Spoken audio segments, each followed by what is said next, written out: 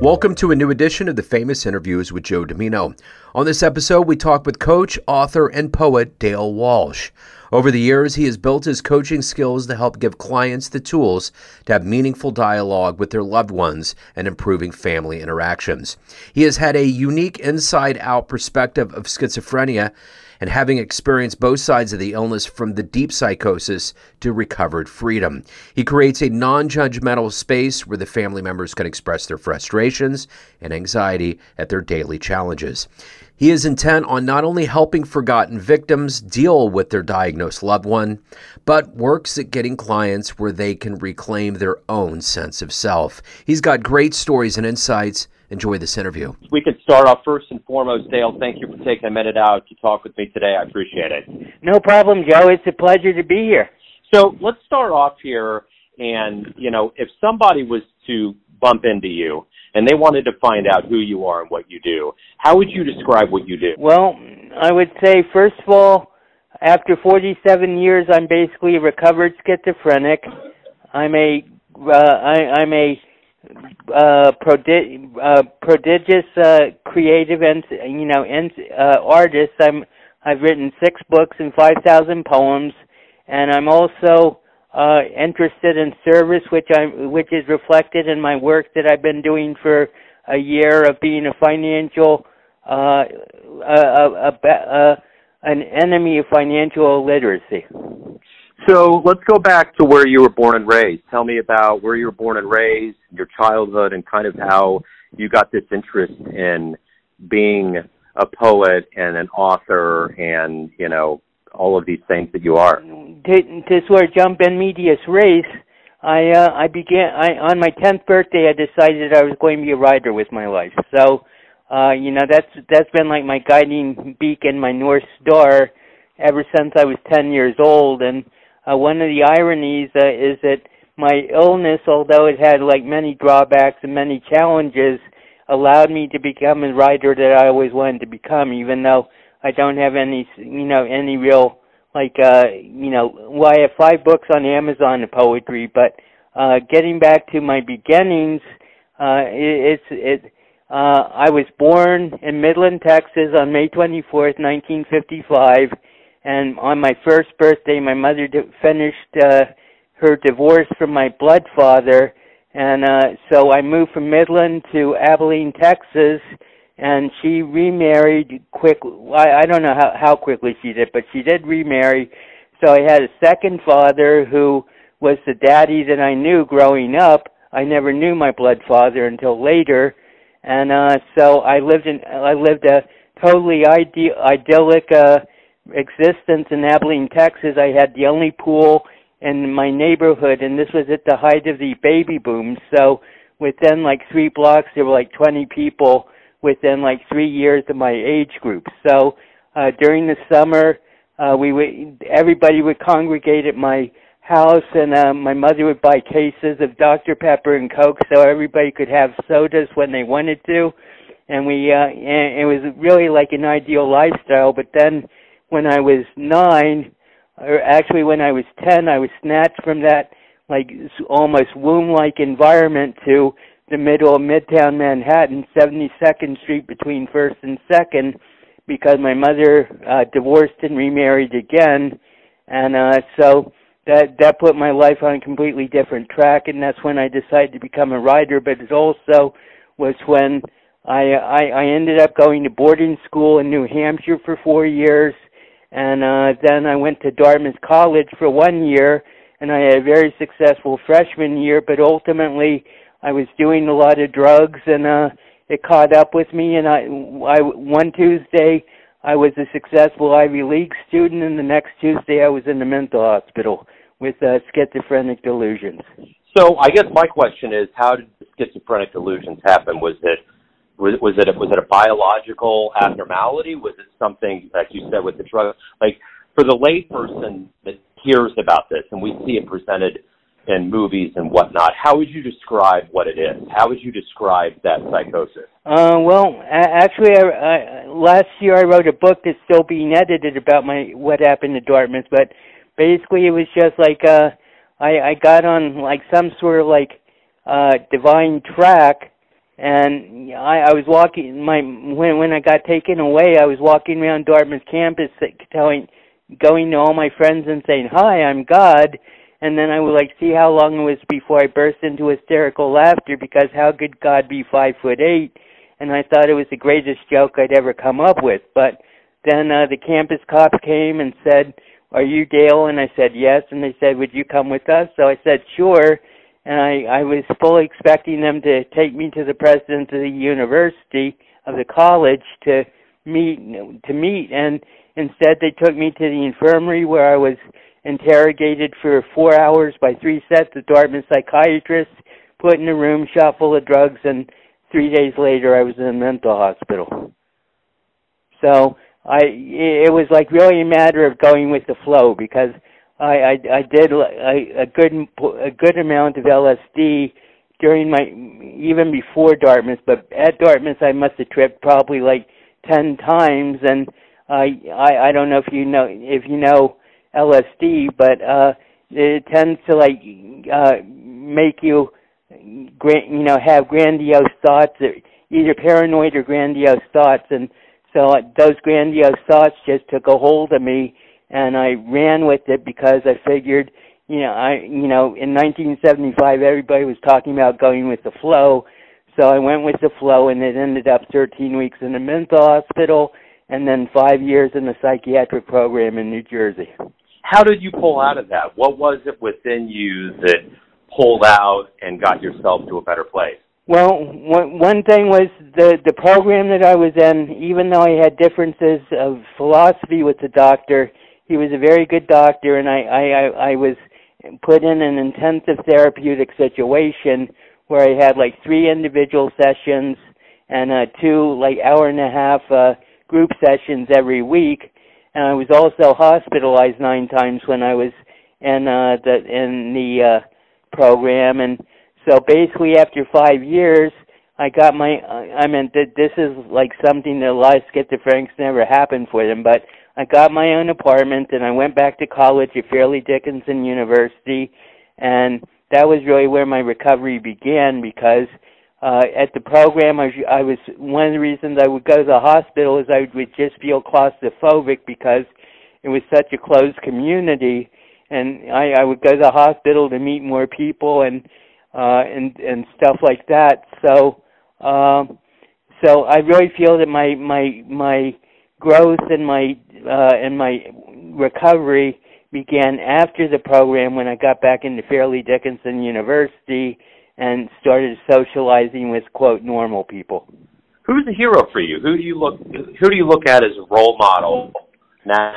Well, my biggest hero is my stepfather, Judge Walsh. He was actually the Iran Contra Independent Counsel, and he was a man of incredible integrity. And I would tell everybody, people would say, well, he's a corporate lawyer, how can he have a heart? And he's just exploiting or fighting the common people, but he was a man of incredible integrity, and I always used to say about him that he had more heart than any other man I've ever known in my life. So, I feel he was my father basically for 44 years until he passed in 2014 at the age of 102, and I just feel, every day I thank the Lord for the blessing of his presence in my life. And my mother was an equally dynamic and charismatic person. So I was very lucky when it came to the parental pool.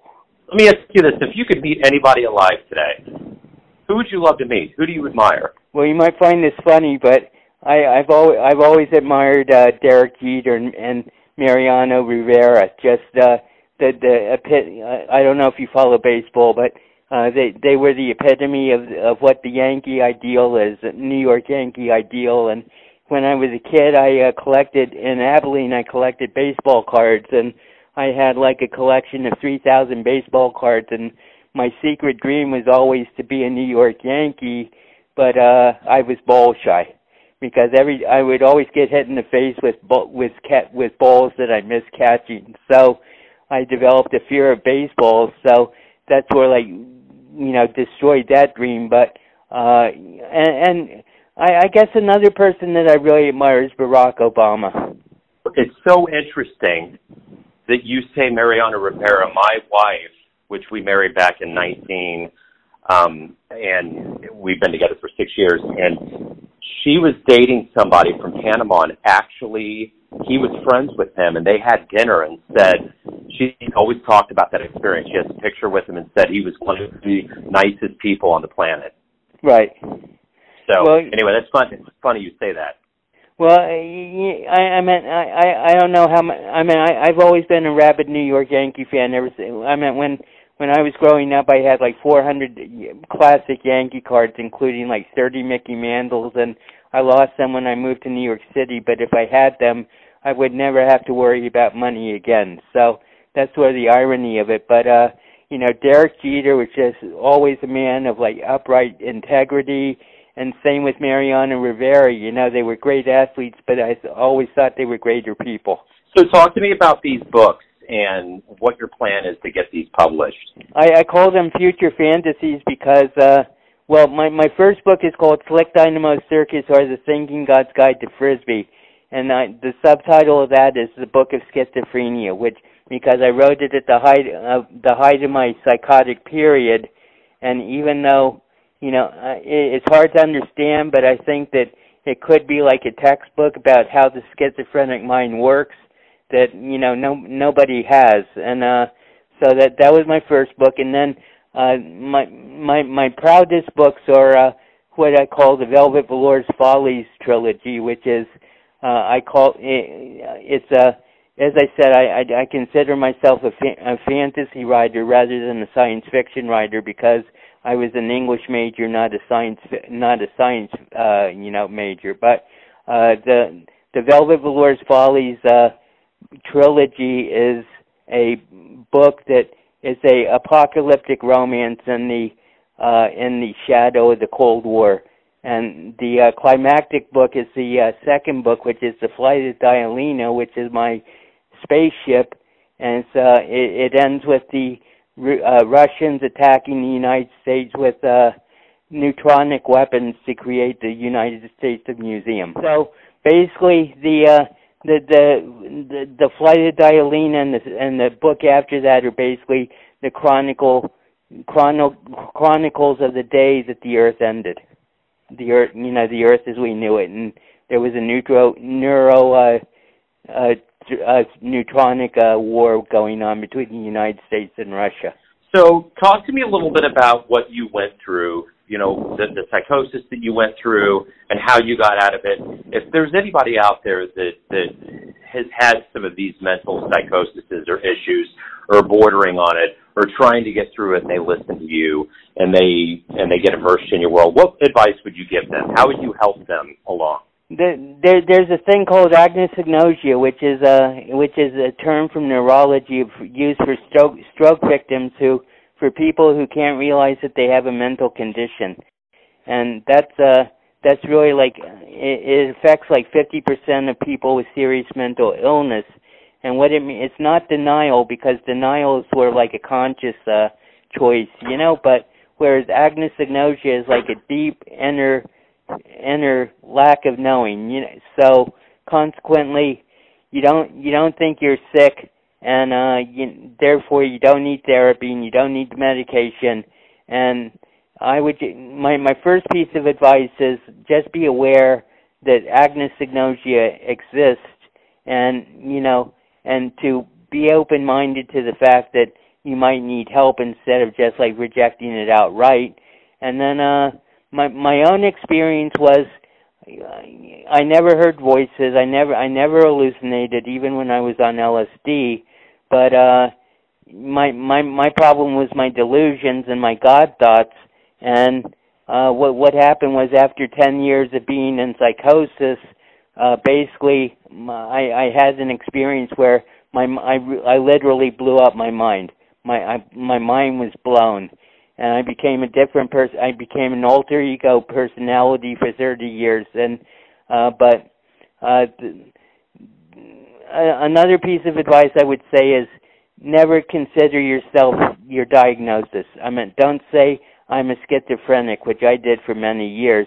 Say I'm a person with schizophrenia, and there's a gigantic semantic difference in that, because when you say I'm a schizophrenic, your whole personality begins to revolve around the idea that you're sick, whereas if you say I'm a person with schizophrenia, then the schizophrenia is not the dominant thought in your head. The dominant thought in your head is your healthy side, which is saying I'm an individual and I can get out of this. And I actually have a coaching business for the families of schizophrenia, and the motto of my company is recovery is always an option, because I believe that barring suicide. Go back to that time where this psychosis happened for you and you could change things, because obviously this formed who you are. Would you change it? Would you do anything different? Well, in an ideal world, I never would have gotten involved in drugs in the first place, because my mother had a mental illness that was never specified what it was, but she was on like psychiatric pills for the last 70 years of her life. So basically the last 60 years of her life. But so I had the biogenetic predisposition, and I think the drugs, especially the LSD, but I was also smoking pot every day, and was very high quality pot, back for 1975. And, so I look back and I say, well, everything that I did was a learning experience, and it's brought me to this point now where I can have insight and really help people to deal with schizophrenia, which, I mean, there's no preparation for someone coming down with schizophrenia, and it's also a very democratic disease, and that, it can strike anybody. So, I just feel that I've been fortunate enough to have the therapy and the understanding and the patience of my loved ones to be able to overcome the situation. But, I know a lot of people, it can be very hard, and that's why I set up my coaching business, is to help people deal with because ultimately schizophrenia in its classical definition means shattered mind. And basically, once you get it, you aren't going to ever be the same person again. So I encourage my clients to, try to get to know the person their loved one is becoming, rather than lament and cry and cry about the person that they've lost. Because, if you do that, you're just going be filled with regret, and you're never going to be able to accommodate the new person that's growing. And I do feel that schizophrenia is a growth process, and it's just I don't know if I would do anything differently, but I'm very content with the way I've turned out. So what's been the best fan response or a client response, so to speak, of your coaching? Something that you helped them through? Mostly the client response has been very positive. I was building a speaking career when COVID hit, so that shut down all my speaking engagements. But people would come up to me after I would talk, and they'd say, "Thank you, Dale. You've given us hope." And that's really what my primary function is as a coach, and just as a recovered schizophrenic is to give these people hope and let them see that there is a light at the end of the tunnel, even though they can't see it through the darkness of their present condition. Dale, do you have a poem that you would like to recite? Well, actually, I have an introductory poem that I recite when I'm feeling pretty feisty, but it's called Dale Reviewing What Actually Happened, and it goes like this. And it's what I call a Dale, which is my own form. It's 6 words a line and 2 sets of 9 rhymes apiece. So it goes like this. It goes, well advanced at becoming Bob Frost, at Dartmouth I my mind lost, and was for my relate cause put into therapy considerable cost, to have my brain teeth flossed by the doctor whom he bossed every night after I'd get sauced, doing my duty at the post and hospital where I was host, and met the beautiful female Jill, for whom over dale, over hill I trekked when I was ill, even while perfecting poetic skill. I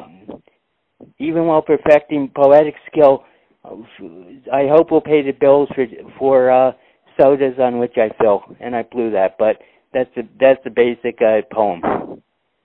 No, that's good. No, and we got the beauty of editing at our side. So, Dale, if anybody wants to know about your coaching, any of your poems, books, anything that you're doing, where can they go? How can they find out more about you? Well, actually, I do have a YouTube show every Tuesday at 3 p.m. It's called Straight, Sane, and Sober, and it's a general discussion.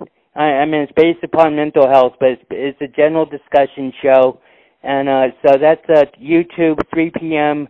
Eastern Time on Tuesdays, and then I have my website, which is www.livelove.net.